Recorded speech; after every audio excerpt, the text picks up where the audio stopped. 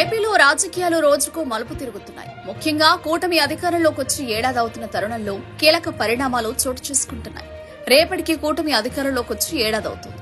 గత ఏడాది జూన్ 4న ఫలితాలొచ్చాయి. కూటమి ఏకపక్ష విజయం సొంతం చేసుకుంది. అయితే ఎన్నికల్లో ఇచ్చిన హామీలను ఈ ఏడాది కాలంలో అమలు చేయలేదని చెబుతూ జూన్ 4న వెన్నుపోటు దిన నిర్వహించాలని వైఎస్సార్ కాంగ్రెస్ అధినేత జగన్మోహన్ రెడ్డి నిర్ణయించారు. ఆందోళన కార్యక్రమాలకు పిలుపునిచ్చారు.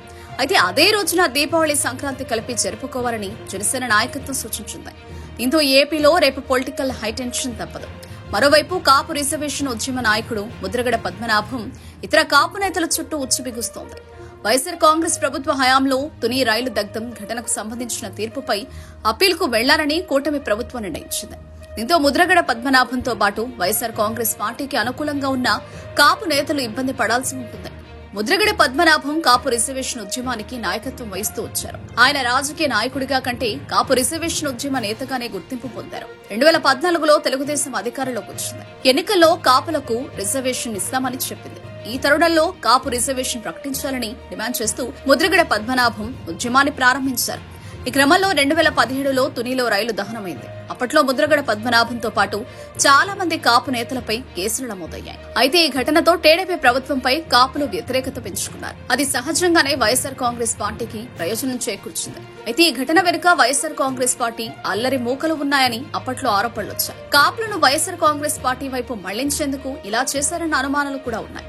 అయితే ఈ ఘటన తర్వాత కాపులకు ఈ బీసీ రిజర్వేషన్లు కేటాయిస్తూ చంద్రబాబు నిర్ణయం తీసుకున్నారు. వైఎస్సార్ కాంగ్రెస్ అధికారంలోకి వచ్చిన తర్వాత కాపులకు ఎంతో ప్రాధాన్యం ఉంటుందని ఈబీసీ రిజర్వేషన్లు కొనసాగిస్తారని అంతా భావించారు. అయితే జగన్మోహన్ రెడ్డి ఆ రిజర్వేషన్లను సైతం నిలిపివేశారు. అయినా సరే ముద్రగడ పద్మనాభం లాంటి నేతలు వైఎస్సార్ కాంగ్రెస్ పార్టీకి పరోక్షంగా మద్దతు ప్రకటించారు. అప్పట్లో ముఖ్యమంత్రి జగన్మోహన్ రెడ్డికి నిత్యం అభినందిస్తూ ముద్రగడ లేఖలు రాస్తుండేవారు. అదే సమయంలో కాపు రిజర్వేషన్ ఉద్యమాన్ని నిలిపివేస్తున్నట్లు పద్మనాభం ప్రకటించారు.